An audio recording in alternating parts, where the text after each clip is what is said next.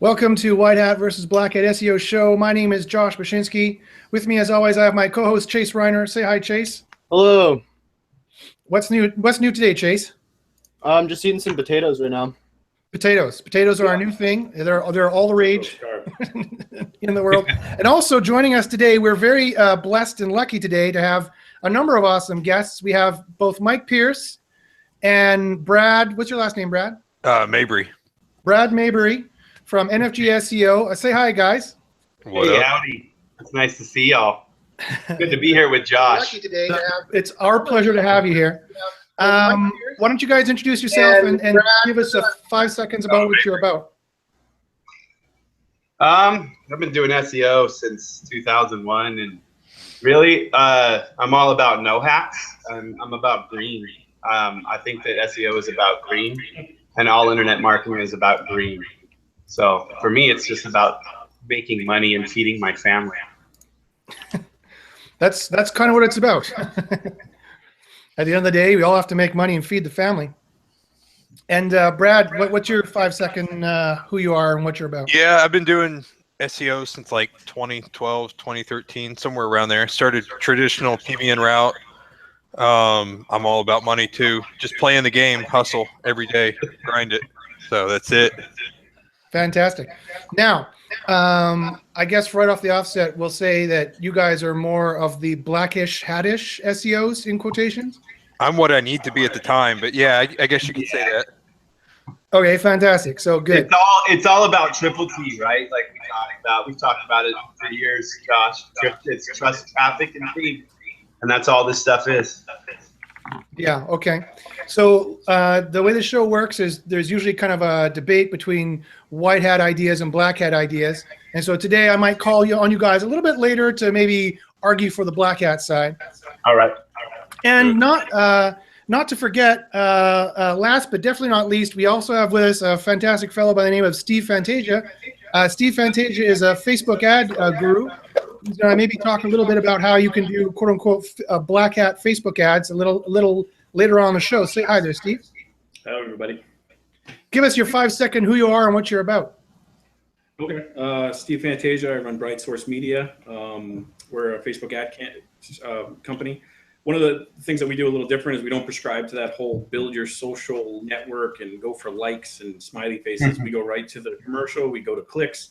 We drive traffic. I guess that falls under the black hat scenario there. So I definitely have a different view on what Facebook can do for you and what you should be doing versus the, again, smiley faces and what Facebook wants you to drink in terms of their Kool-Aid. I'm already enjoying you, brother. Because I agree 100%. Yeah, it's good stuff. Fantastic. Okay, so and always, folks who are listening, by all means, ask your questions in the live chat that's on the top right, and we'll try and see if we can answer your questions on the show. So moving right along into our first segment, typically we like to start off with new SEO questions from Quora. So if I do a site Quora.com with SEO in quotations. And I didn't know you could do that. Sorry? Just messing with. I said I didn't know you can do that. Yeah, well, why, yes, you can. It's this site neat search thing. I'm writing that one down. Although it's kind of funny that a lot of people think that gives you real results back. It's actually highly doctored, the results it gives you back. Absolutely. It's we've been doing a lot of testing with indexation and stuff, and when it's ridiculous is what it is. Yeah, any data that Google has in my eyes is just ridiculous. They tailor it. They tailor it for certain reasons. If you put a n equals 0 at the end of the site, at the end of the search results for that, you'll actually get no filters on the search results, and it'll just check everything that Google's indexing. Cool. That's a great pro tip for folks listening. Note that down, people. It's a pro tip. Note it down. N equals 0. So if I do this site Quora.com with SEO, and I think and I see the top SEO questions, let me just share that screen. This is what we get. So the first question is, what is SEO and why do we need ORM for business? Well, what do you guys think about that? What is SEO and why do we need ORM for our business? What is ORM? Good question. That was my question. Stop Isn't that one of the codes? taking my question. Online reputation management. Oh, That must be what it is. Yeah. Dang, Brad. I thought you were a caveman. I am. Yeah. I know words though. So He knows all about words. Okay, so Yeah. so ask a simple question, get a simple answer. What is SEO? SEO is search engine optimization. It's optimizing your website to rank more highly in search engines such as Google or Amazon or YouTube or even Facebook, possibly. And why do you need online reputation management for your business? I don't know. What do you guys think? Why is it important to have a good reputation for your business? Again, it's because of the color of our shirts. Green. Again, that's kind of a very simple question, isn't it? Not to state the obvious, but your business needs a good reputation online. Otherwise, you will make less sales and you'll have less signals for Google to rank you on. but SEO isn't always reputation management. I mean, Of there's course. actually a form of SEO that's all based on reputation management for people who have, bad reviews or stuff like that. So I wouldn't necessarily put those in the same bucket, but Of course. Okay, so I'll consider that one answered. Let's go to the next one then. Next one is, what are the best tools for SEO in 2017? I made a video on brain. it. That's a good question. What do you guys think? What are some great tools in 2017 for SEO? The ones that work for you, the ones you know how to use, that aren't going to destroy everything for you. Yeah. I mean, that's not the ones where you can shoot yourself in the foot, I guess. Usually they're the ones that you write for yourself. Yeah, that's a good point. That speaks to the point that I get asked a lot is, and they're not asking this, but this is how I answer the question, is what is the skill set I need to do SEO successfully?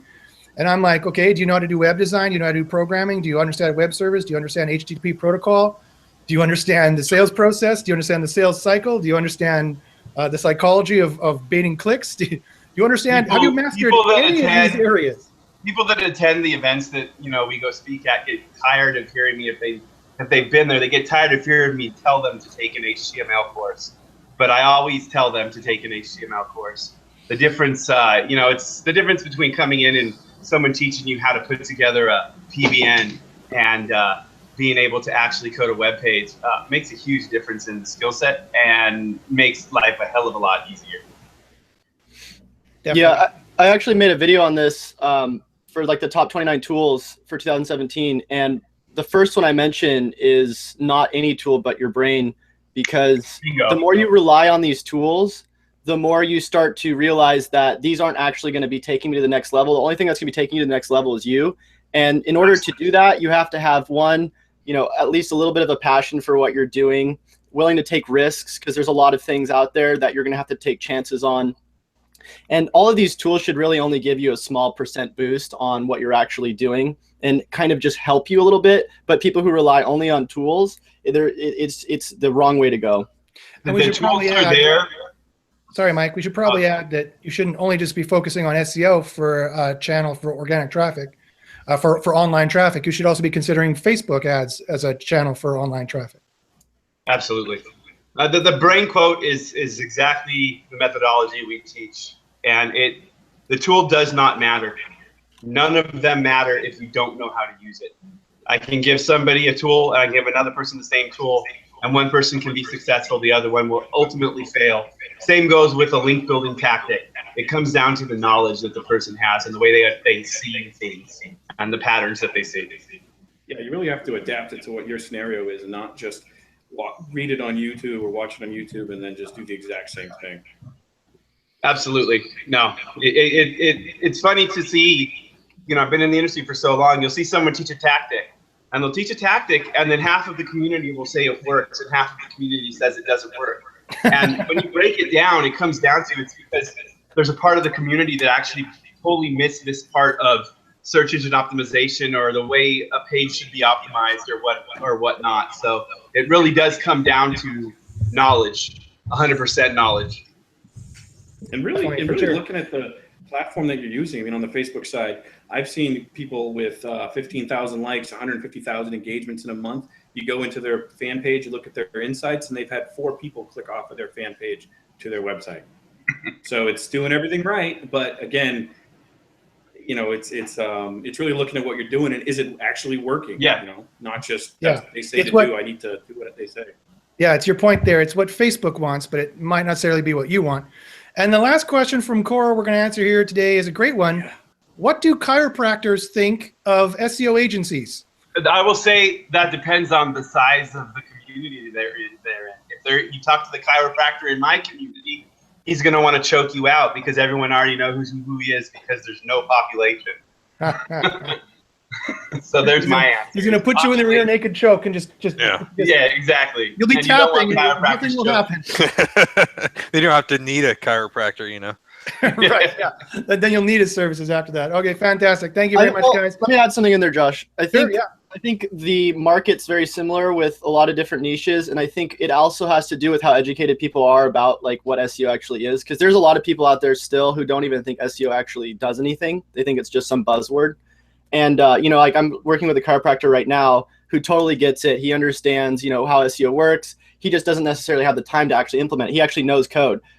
So there's that kind of audience, and then there's the other type of audience who knows absolutely nothing, who isn't willing to work with you, maybe had a bad experience in the past with somebody who bought them links and got their rankings, dropped, and now they have a bad idea of what an SEO is. So there's a lot of people who are making our reputation bad out there because they learn one thing about keyword research, and now they're experts selling to people for $500, $1,000 a month. Sure. Well, unfortunately, back to Mike's point, where there's SEOs and then there's SEOs, and exactly. it has a very high people think it has a low barrier to entry. Actually, in my opinion, humbly, it has a very high barrier to entry to do it in a way that's not completely risky and is not going to risk your clients' rankings and things like that. Well, the problem is that there's also the subset of SEO agencies out there, firms, and I'm not saying this is everybody that has a presence, but it's not SEO at that point. It's client relationship management and keeping them on for 6 months until they can resell another contract.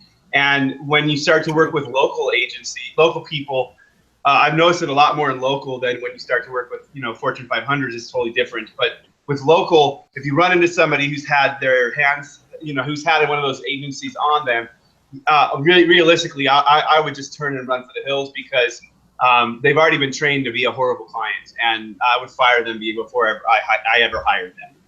And unfortunately, that comes with the industry because still got the snake oil stuff in there. That's a funny point, that they were trained to be a terrible client. I like the way you put that. That's pretty good. Okay, guys, let's recommend that section. What's new in White Hat SEO and what's new in Black Hat SEO? Given that I am the correctly or incorrectly labeled the White Hat guy, I will go first with the new stuff and with the White Hat SEO. I've seen you do some tests, Josh. one or two tests. Maybe I made an SC Nuke video in the past. Maybe I did. Maybe I didn't. I don't know. Oh God, are you serious? Maybe that was my twin. I'm not really sure, but today I'll be the White Hat guy. We'll just put it that way. Today I'm the White Hat guy wearing an X-Men t-shirt. I'm Professor at Charles Xavier, if you will. Have you seen the new Logan movie? Logan was awesome. Yeah, was it good? I heard it was great. Yeah, I need to make it out there. Okay, so the first thing, John Mueller had a hangout on February 10th, and when he was asked if Google uses bounce back to SERP as a ranking factor, and therefore he was asked, should we modify the back button so users can't go back to Google? He said he did something very surprising, in my opinion. He didn't deny it. He did not in the past he's outright denied to use that as a signal. This time he didn't deny it at all. This time he said Google has, quote, no problem seeing when sites are blocking the back button, and he says that is something you should, and I quote, shy away from / don't implement that too much. So the way I interpret that statement, and you take it as a lesson as to how I think you should be interpreting statements from Google, is that he did not give an outright denial to that, that they're watching the bounce back to SERP as a signal. And he did suggest, this is now different as well. He used to say, it doesn't matter, we can't see it, you can do that all you like, we don't care. Now he's saying, I wouldn't do that anymore. So you got to also know when he changes his tune from history. You have to watch every single hangout since 2012 and know when he changes his tune in history to know now whether or not that is a thing that maybe you can be playing with or not, or that it's no longer safe to be playing with. What do you guys think about that? Do you take that on face value? Would you interpret it differently? I say he's he's not saying anything on it because there's absolutely markets where they've implemented certain things where machine learning is much deeper than other markets where it absolutely affects things. Right. And so if he gives the warning to not, like, if he changes his tune, if he says, oh yeah, fine, manipulate the back button, we don't care, up to literally January, and February 10th, he suddenly changes into his tune and says, he makes that face he makes, that, this is a problem face he makes, right? Like, he shouldn't play poker. And then they've already got the data that they need. It's what that means. It means they've collected enough data already, and now they're ready to do what they want to do, that they've probably been doing for months already anyways. Right. I mean, John Mueller doesn't talk about it unless the engineers have been testing it for probably 6 months already. Yeah. Because he's not on the engineering team. He's on the Webmaster Trends team. They don't tell him until it's go time. There are black cats out there that do quite well playing with the back button. And so it is definitely something that when you hear him say this or talk about, I would pay attention to it, especially if he's changed what his tune is. Yeah, that's when I really pay attention, is when he changes his tune. And when every single Google employee, John Mueller, Gary Ilyich, Andrei Lopatsev, Miley Oye, Miley just left, but she used to be there. When they all say the exact same sentence in the exact same way. Exactly. Like user click signals are too noisy a signal, too noisy. They all say that in the exact same way. And you're like, okay, clearly they've been told to say this, and clearly Google's looking into it. There's something, you've seen all the talk today about how there's a few threads that there's a major update going on right now. Yes, the Fred update. The Fred update. It's all starting to tie together. The stuff that we were talking about 5-6 years ago, Josh, it's kind of what we're seeing right now, in my opinion. Should we celebrate? What's that? I'm ready to celebrate for that. All my shit's up, so I'll celebrate. The PBNs are going down. It's like I told Josh. Yes, I know that they're doing what every white hat wants, but they're also making spam easier for people that know what they're doing too. So yep. I'm very much ready to celebrate machine learning, because I would much rather have the machine evaluate me than the person. And that's just my opinion. Do you guys know about what's going on in Black Hat world right now with everybody losing their rankings right now? What's that? There's like tons and tons of people on Black Hat world right now just going crazy on this. Yeah, no, that's the thread I'm watching. I'm watching, and I'm not laughing at it, because I don't like laughing at people when they're losing money. But if they were doing things right, yeah, they wouldn't, because I'm not seeing any of that happening with any of my stuff, my networks. Yeah, from what I heard, it's shitty general PBNs, right? Yeah, they're missing a few T's. They're missing a few T's. That's all it is. It's like all three of them. Yeah.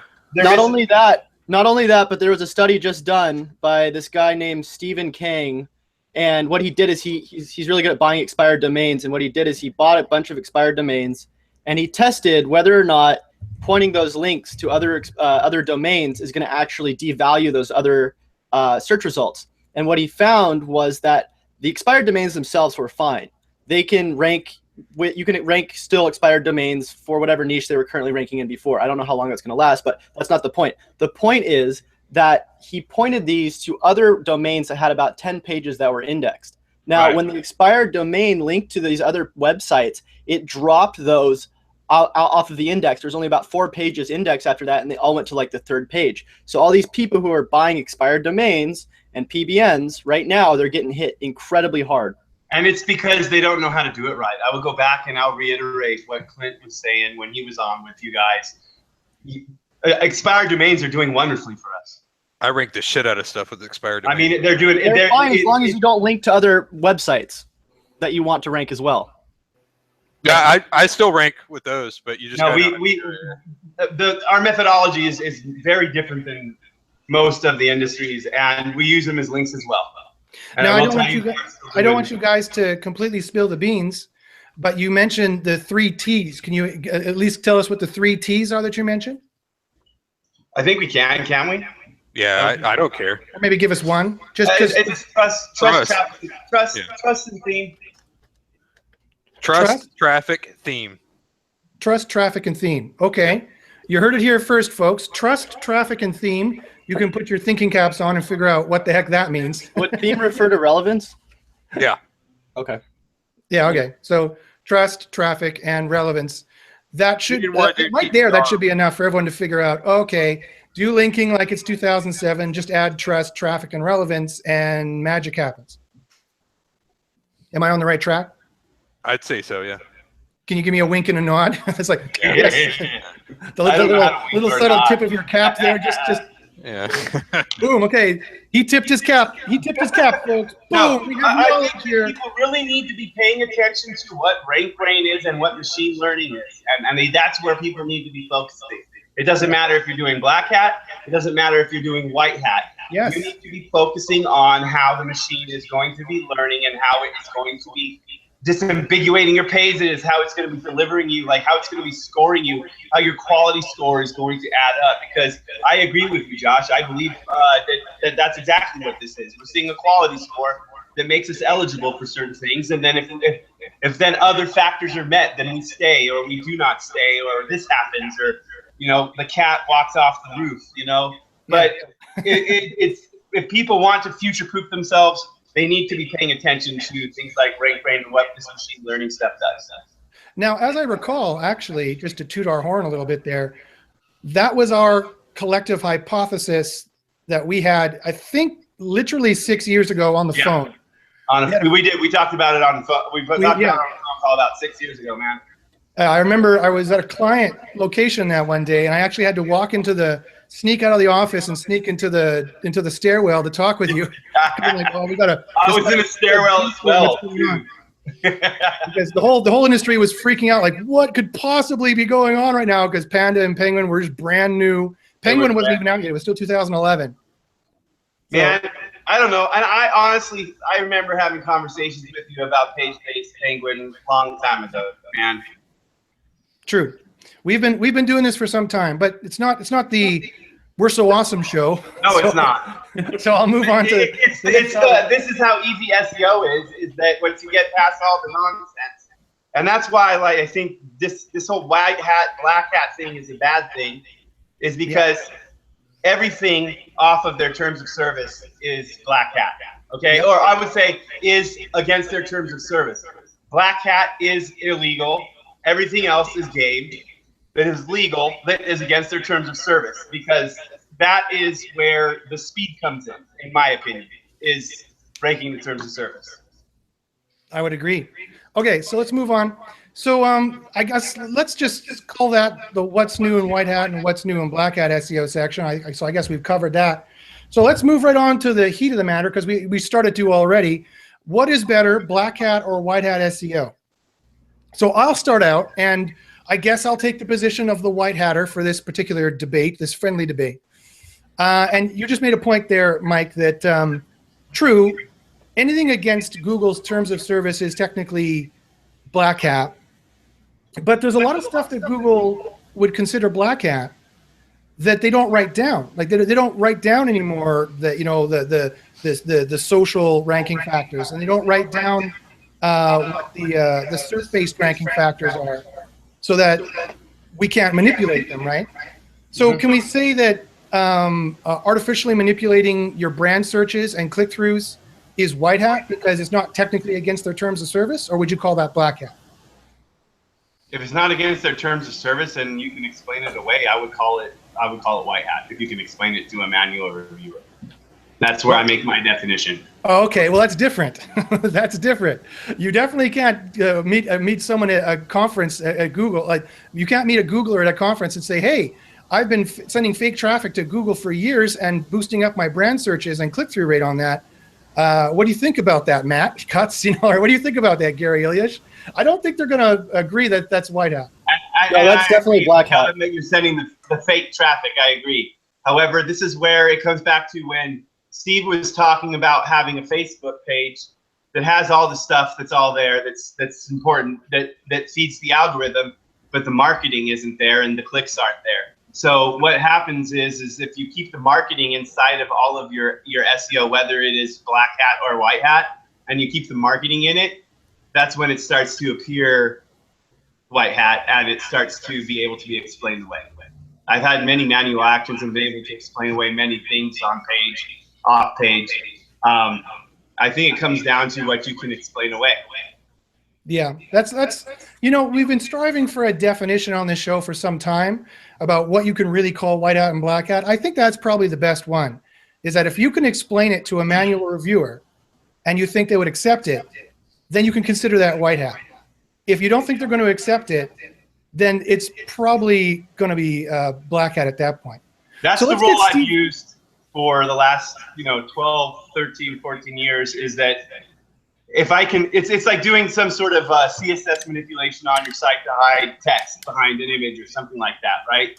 If I'm confident that I can explain to a manual reviewer I did that for a screen meter or for a user with a disability, then I can be comfortable in using the tactic, right?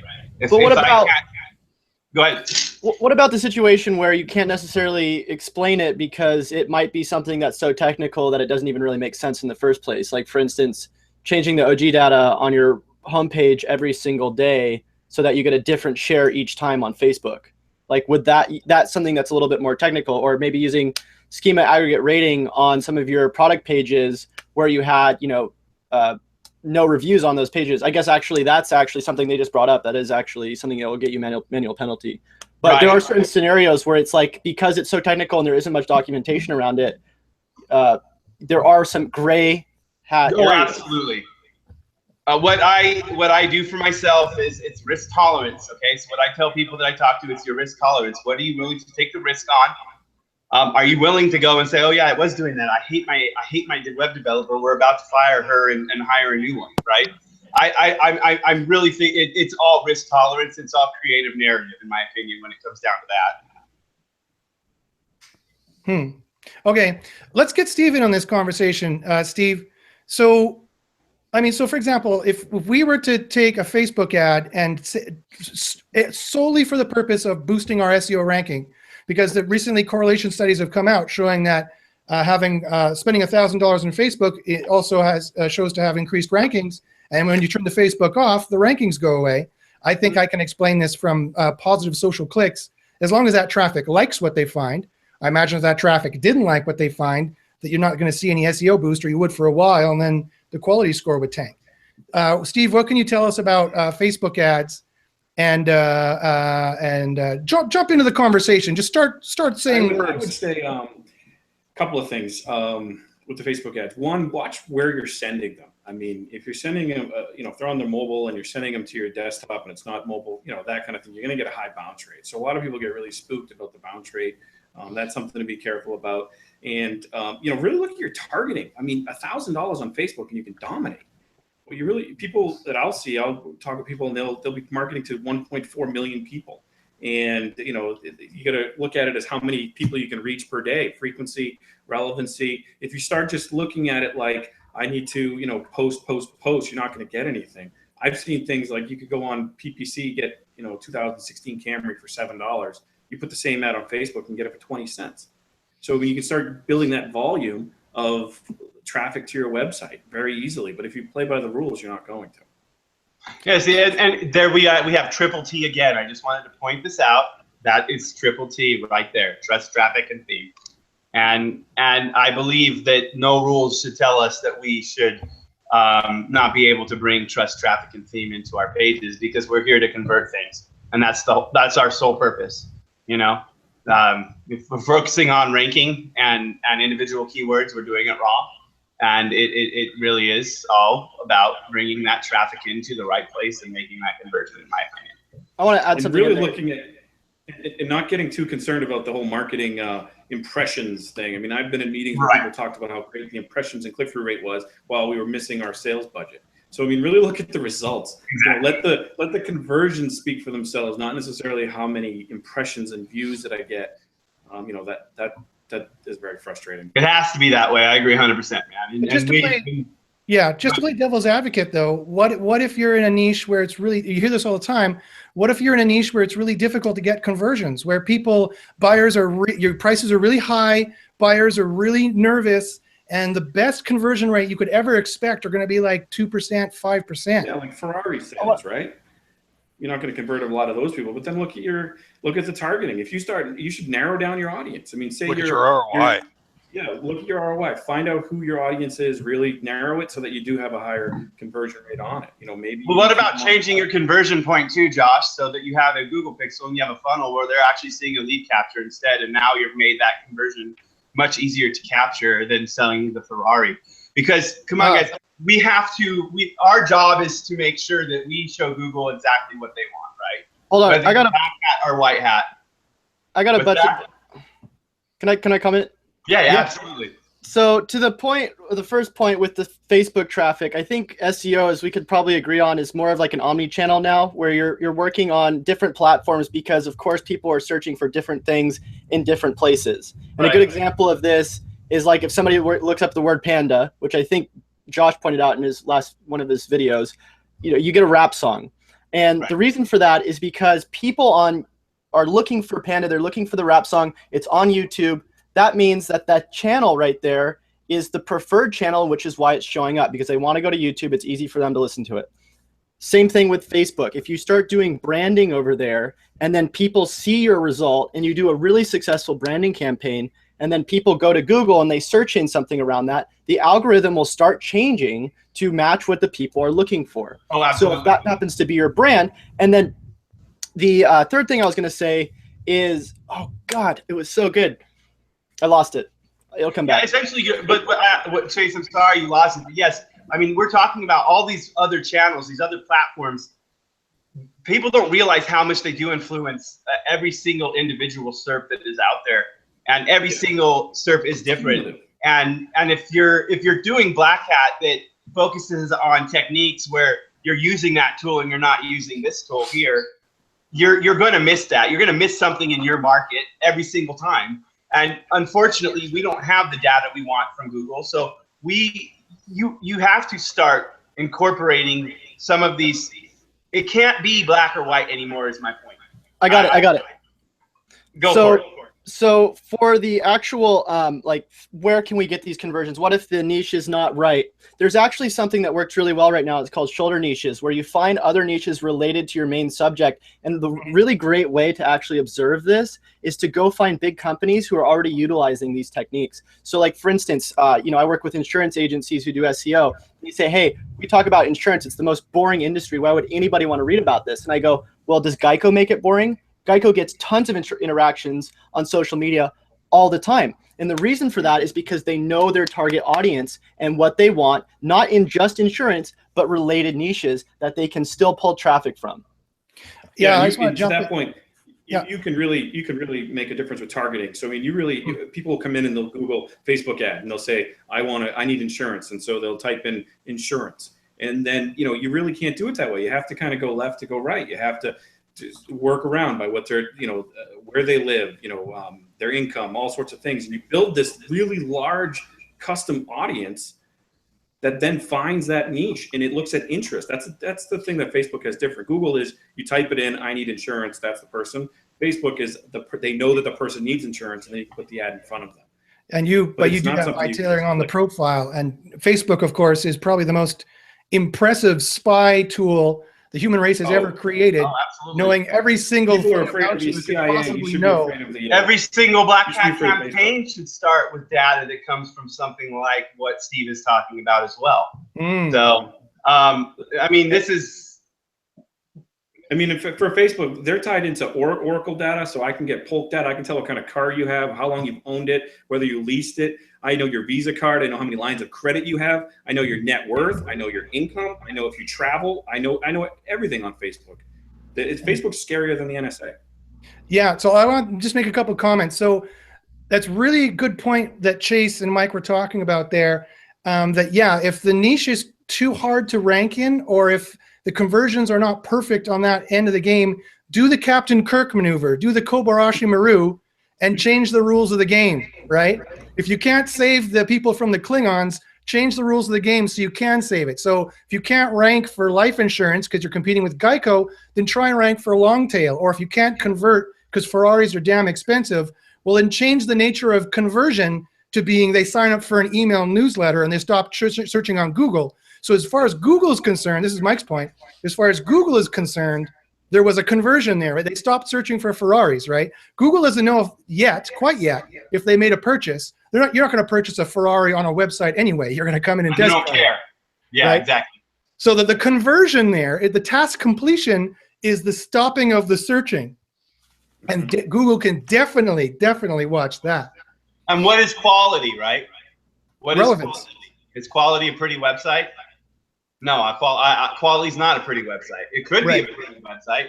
It could be a nicely well-designed, very expensive website, or it could be something I threw up in 30 seconds. And but Mike, especially if that website is people going there looking for web design. Because that's when the quality of the actual web design really matters, because the user signals are going to be so much higher. Yeah, in that case, it would need to be a quality website, but it doesn't always have to be that way.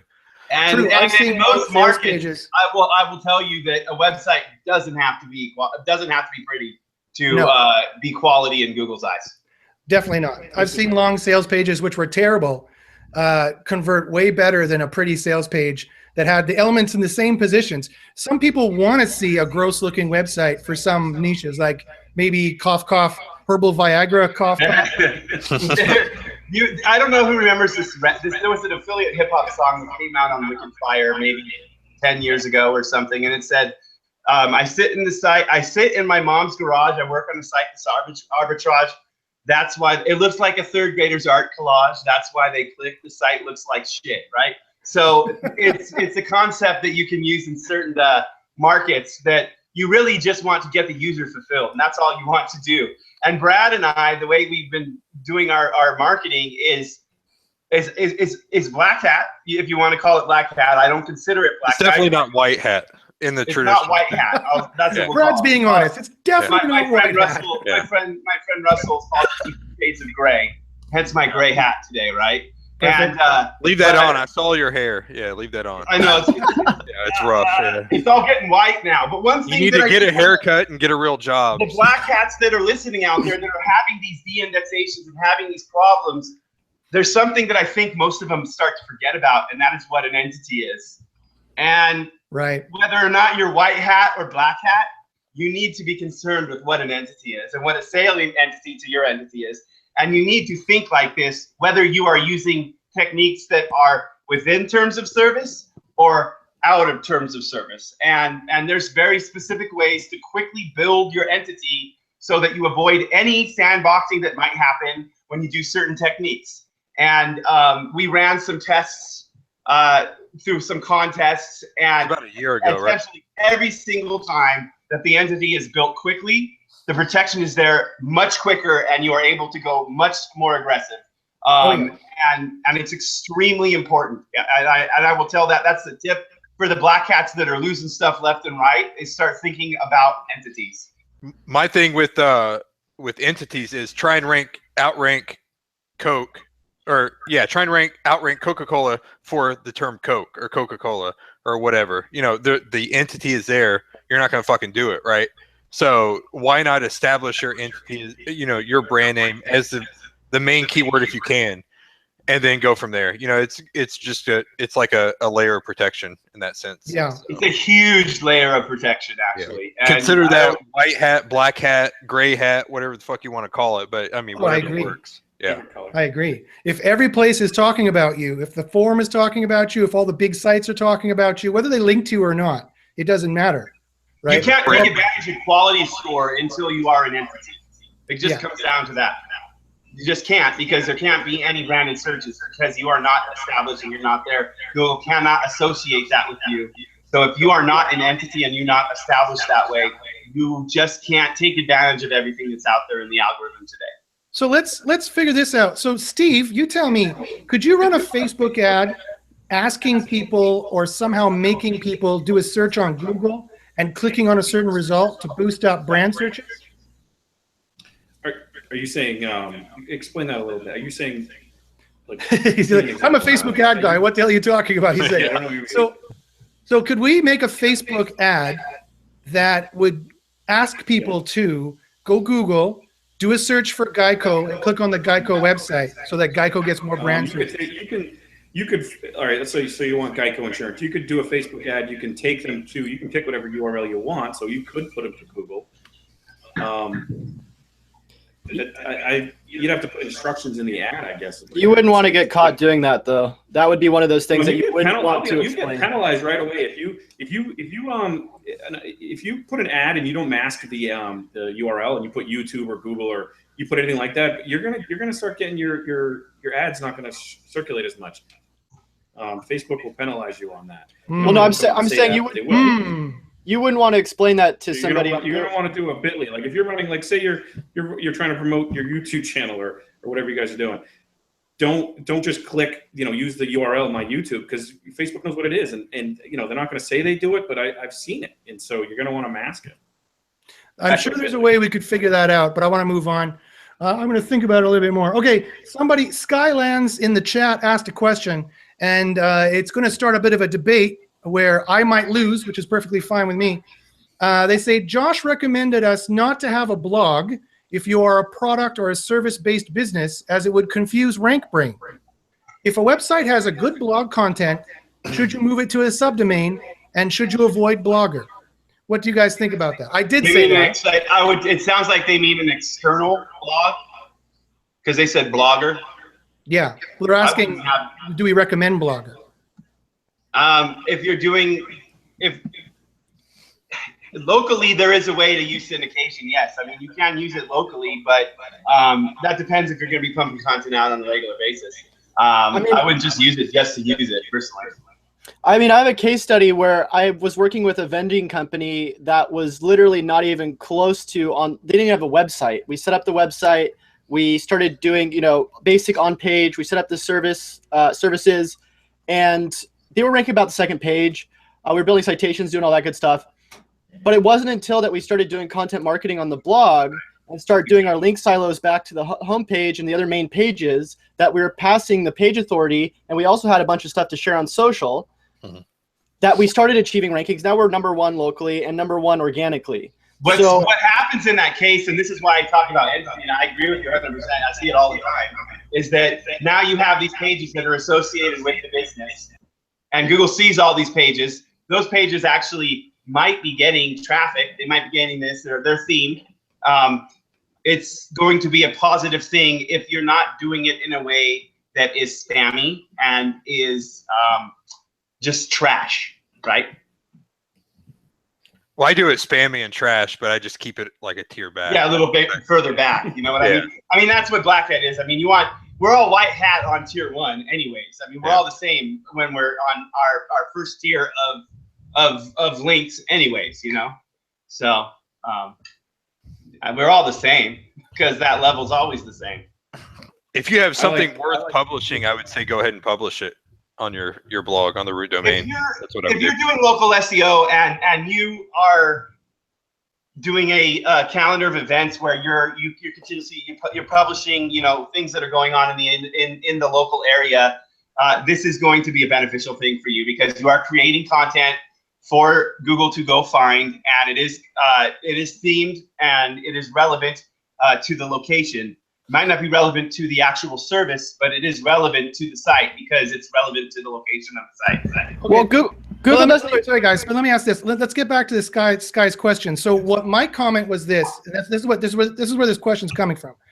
I believe that all things being equal, if RankBrain has a pure sales site to sell red apples, and it has a sales and a blog site, a site that both sells red apples but also seems to be appropriate for info queries about red apples. If someone wants to buy red apples, if all things being equal, RankBrain is going to give them the sales site over the blog site. Do you guys agree with that or disagree?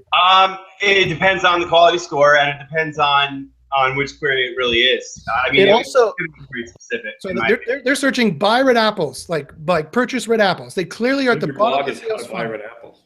Well, here's the thing, Josh, is if they're looking up, information about red apples, if they're looking up how to make apple pie, and you have these blog posts around that, Google doesn't just look at the one page. They look at your site architecture, and they also look at your interlinking and your link signals. So on-page link building is tremendously important by creating this content, having a site architecture that's everything about red apples. And even though you might not get the result on that one page, it also really depends on the user intent, but you might get that. And either way, it's going to be tremendously valuable, especially with RankBrain right now. Absolutely. Yeah, absolutely. Because I mean, the disambiguation that you're giving them when you have these pages that are supporting entities, they're pages about salient entities to the sales topic. You have now strengthened what that main page is about, essentially, because now you have a page about an entity that supports that main entity directly. Also, if you start getting linked, but it's not the same query, right? An entity that informs about red apples is different than an entity that sells red apples.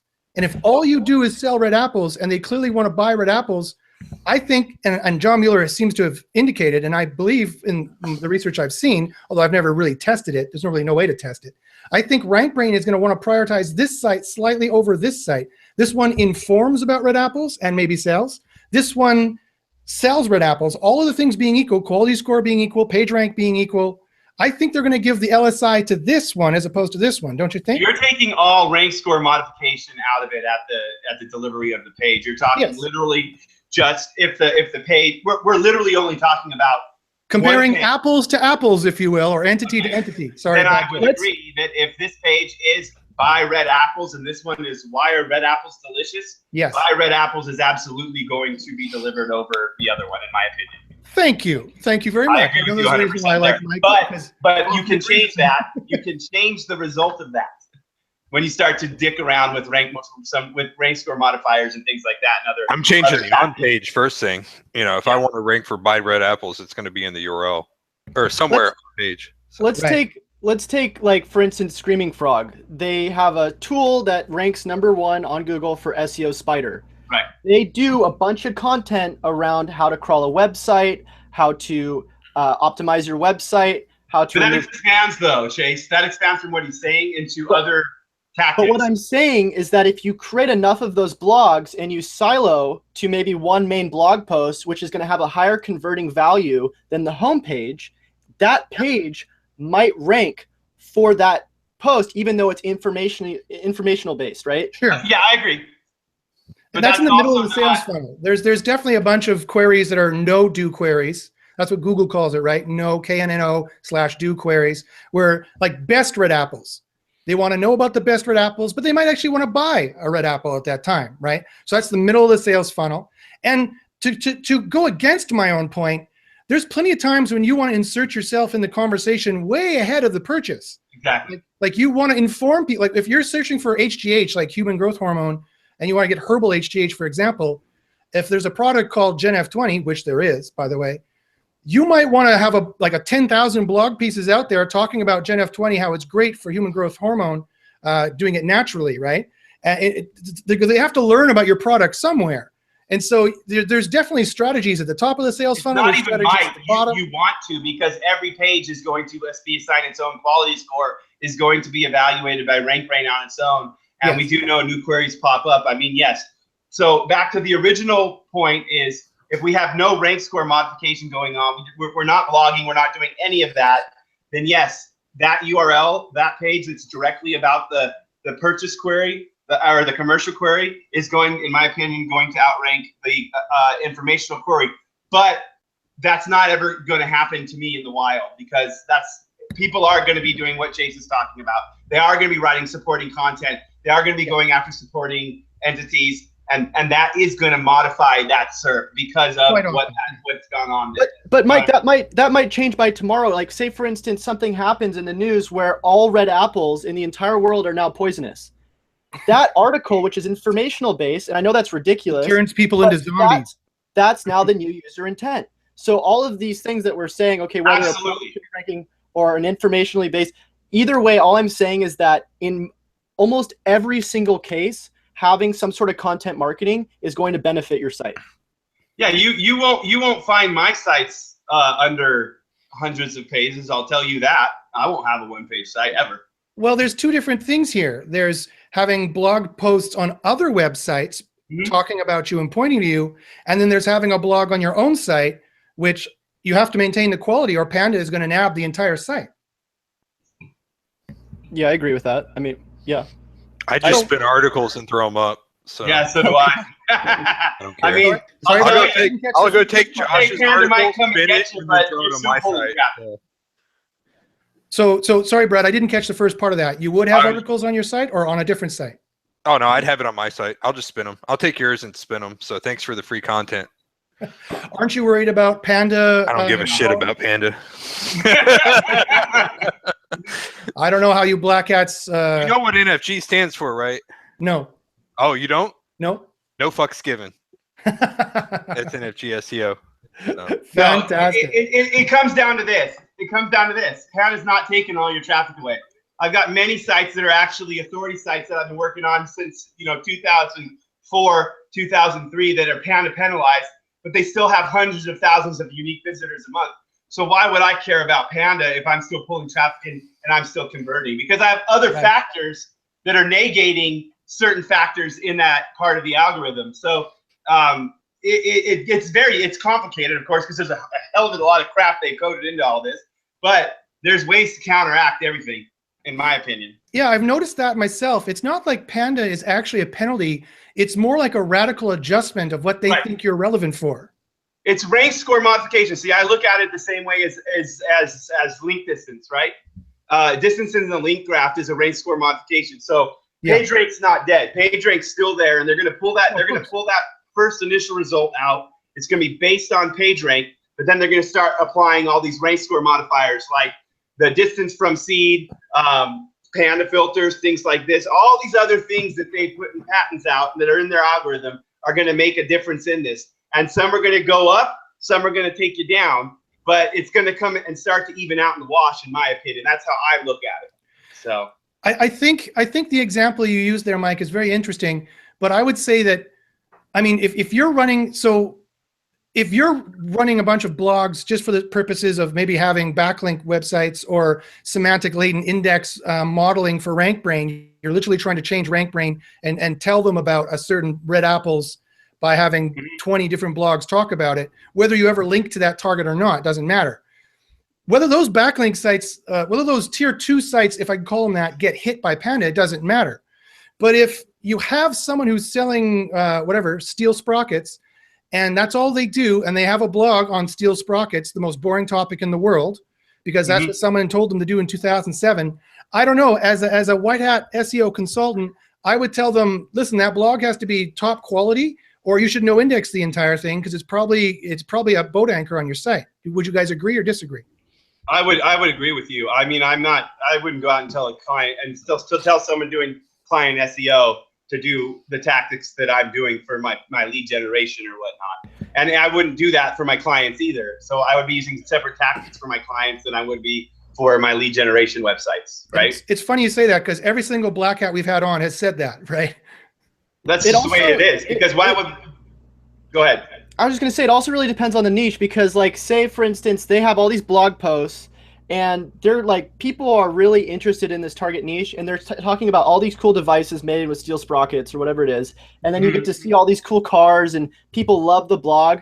But then there's the other people who took the advice back in 2002, and they've just been saying, okay, this is our steel sprocket. This is boring. You look in the search console, there's no traffic, there's no rankings, there's like no impressions. And then you go in those specific posts and no index those. That's fine. Or just remove them. Have them 404, 410. I don't care. But the pages that are getting traffic, that have rankings, are only going to be providing quality. And and I know that Panda's algorithm is probably not completely sophisticated to the point where it knows what spun content is yet. But the thing that you have to recognize is that, say you get 3 or 4 blog posts that end up making your whole site get hit by Panda because of the spun content.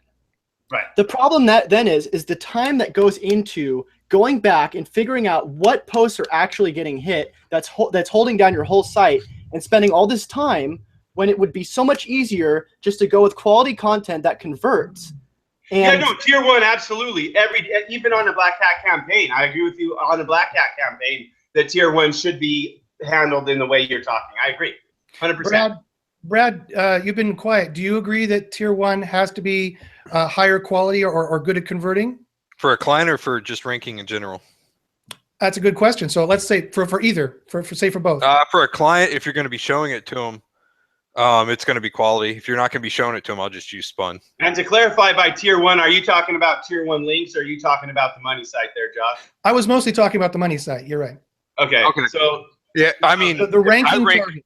I rank all the time with spun content, but that's for my own devices. Of course, I can't go to a client site and put spun content on there because it's not going to make sense, it's not going to convert. But for my own devices to get traffic to my sites and stuff like that, the way I build stuff out, yeah, I use spun content all the time. And what kind of trials and tribulations do you have to watch out for when you're doing that? I don't. I just pull in the traffic. So. Like it goes back to something Chase said, because every market's going to be different, and there's going to be a market that I go out and I try the tactic in, and it's not going to work, right? So I try a different tactic, and that might work, but it is different, and that's why it's NFG SEO, is because sometimes it's not going to work. Sometimes. And I'm not saying it doesn't work.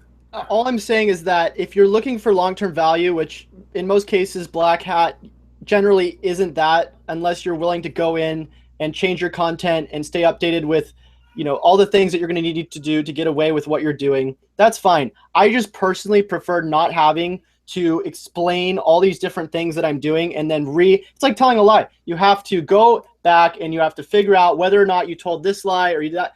For me, I would rather just provide extremely high quality content, get extremely good conversions, and do extremely good on-page SEO instead of spending all my time learning stuff that I know that maybe a year from now, a couple months from now, even just recently with the PBNs, I don't have to care about that. That's the thing. The money site should always be like that. I agree with you, and I will never argue that point with you. The money site, the actual converting site, it could be just a lander if you're doing Black Hat, you know, but that would be on a site that is actually an authority site. And I know of websites out there that are built on tools that Google considers huge authorities, and to the tune of where they send them traffic that converts to the tune of 1,000+ a day, you know, and that's because they have taken certain steps, like you've talked about, to make sure that there's certain quality there, that they don't have to go back and dick around with it. And for me, a website has a life cycle of 1 year unless it proves itself. If it's been around for a year and it's made money and it's paid for itself. Alexa is not liking my conversation. Shut up, Alexa. Alexa, they're listening to you. It's the CIA hacking you right now. Through this browser too. So, but my point is that I believe, and I have a, you know, I will call it the benefit of working with great SEOs and being friends with some really great SEOs and having be able to talk to them about certain things. And I actually have always believed that tier one, and to me, tier one is money site. Your first tier, your money site, and the tier below it should be giving Google exactly what it wants, which is transparency and triple T. And all these other tactics don't live there. They live somewhere else, and they help you make more conversion and make more money. All it's for is increasing the revenue, and that's what it comes down to. So I agree. My campaign just goes deeper than your campaign does, because my campaign starts there with the money site and its first tier, and that's probably going to look pretty much like yours, but underneath it, it's going to look different. And I think that's what it comes down to. Yeah, not on that day, not a single fuck was given. So fantastic. All right, guys, let's move on to our last section. What would Google do? It's kind of a speculative section where we kind of brainstorm what Google's going to do in the future. How do you guys see your respective areas? Facebook for Steve, Facebook ads for Steve, and Black Hat SEO, your triple T stuff you guys are doing. How do you see that going in the future? What do you see Google doing, and how are you going to change your tactics to go for the future? Steve, we'll start with yourself. What's that? We'll start with Steve. He said, "Shut up, Mike." I think this year, I think that from what we've heard from leaks and stuff, that Google's going to start ranking and putting more evidence into traffic generated from Facebook. The stats are out. You know, 1 in 5 page views in 2017 are going to be on Facebook. So I think it's going to be there. It's to getting to the point where I'm getting tired of saying that people should be advertising on Facebook or on Facebook for whatever reason, and it should be a part of your SEO, a part of your digital, not the entire thing, and get away from the idea of posting every day and, looking for smileys. I mean, these should just be direct ads like we've been talking about here, all these tactics. I mean, and not going right for the advertising.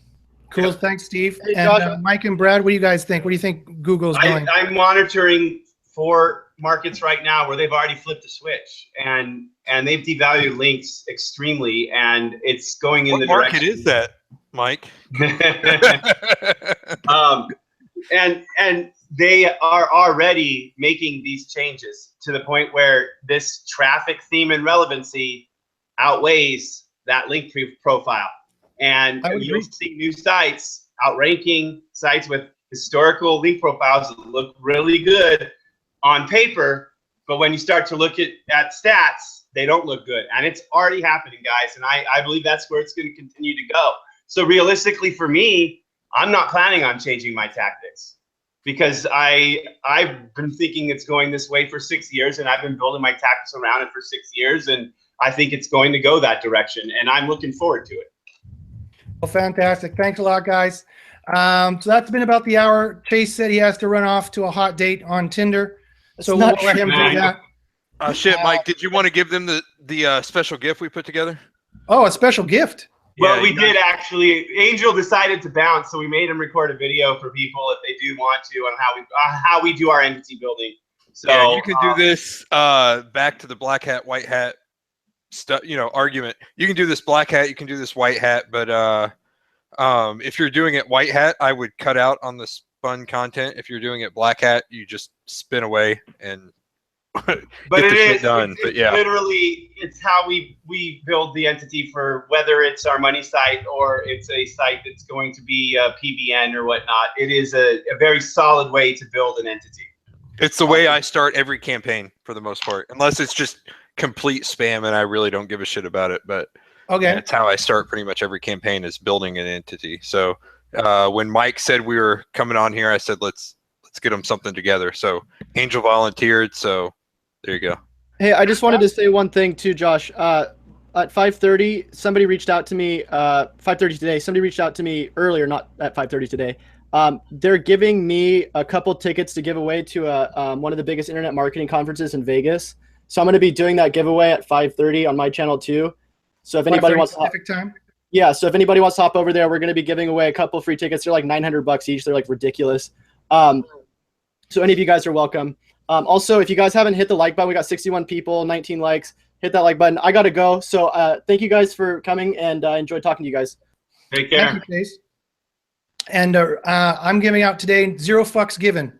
That's what I'm giving out today. Yeah. Zero Yeah. fucks. I had 10 at Actually- the beginning of the day, and I still have 10. So how many fucks did I give today, to be honest? So 3, 6? 6. Yeah, I gave 6 fucks. Yeah. Yes, 6 Yeah, fucks. to your, Awesome. to your All right. mom, Well, if someone asks. Yeah, exactly. Hey, Steve, thanks, I want guys. to So chat. do you guys have a man. link for that special gift? Yeah, I dropped it in the chat, but it's nfgseo.com/entity. So it's nfgseo.com/entity. And I can put that in the description, and that's okay with you guys? Yeah, that's that's cool with fine. me, man. Yeah, Okay, just so wanted let to help me, some I'll people edit that right now.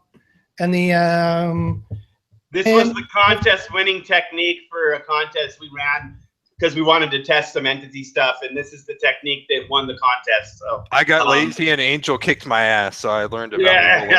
there was about 75 people involved in the contest, and this process won the contest. So it should help some people that are, especially if they're working on new websites and they want to know where to start.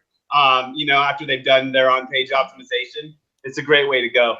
So, Steve, I'd like to get your contact info, man, because I wanted to talk to you about some stuff that we're doing with Facebook, sure. and I'd like to kind of pick your brain as well, man. Yeah, if I Anybody just can plug email me Steve too. for a second. Steve is a fantastic Facebook ad guy. We're doing stuff on Facebook, and I plan to use Steve very heavily in the future for a lot more That's Facebook Josh's stuff that we're fan doing. Page. Get on his fan page. But yeah, you can email me, steve@brightsourcemedia.com. Anybody watching, if you have I'll write that questions down. on targeting or Facebook right now. Write that down, please, Brad. That's Steve put it in at the- brightsourcemedia.com. Yeah. Or stevefantasia@gmail.com. stevenfantasia@gmail.com, isn't it? Yeah, with an N. I prefer the Bright Source though, because I don't want anybody tracking my super secret Gmail. Oops. I would apologize, but today I'm giving 0 fucks. So sorry. There goes your entity. All right, guys. Thanks very much. This has been White Hat versus Black Hat SEO Show. I'd like to thank No Fucks Given SEO for coming here. And actually, they gave quite a number of metaphorical fucks, not real fucks. I'm getting out of this metaphor very quickly. They did quite a lot away in that special thing for a lot of good tips and tricks. The 3 T's. That actually is they don't realize how important that was that they said. Oh, we realize it, yeah, but yeah. that was like kind of giving away the keys to the castle in some ways. There's a lot of people who will change their game radically after they figure out what that means and the entity thing means. Again, thanks also to Steve Fantasia for showing up. Your Facebook stuff is always fantastic. Steve actually will be on our show next week where he can talk more. Not that Mike talked too much. But where Steve can talk more, I'm just kidding, Mike. Where Steve can talk more about Facebook ads, and we'll get more to detail about how to do that and how to push that traffic to your website, and the insane ability that Facebook has to drill down. You can like pick if you want to have an ad for blonde women in Brazil that do yoga that have make this much and like Ryan Gosling. You can do that. Like you can drill down to that level. Yeah. What you would do with that information, I don't know. It depends if you're Ryan Gosling or not, I suppose. Make a blog. But Steve can do it for you. So next week, Wednesday at 1 p.m., we're going to have Steve Fantasia on, and that'll be what we're doing. I am Josh from the X-Men. Thank you very much. And as I always say, good luck in the syrup. Say bye, guys. Bye-bye.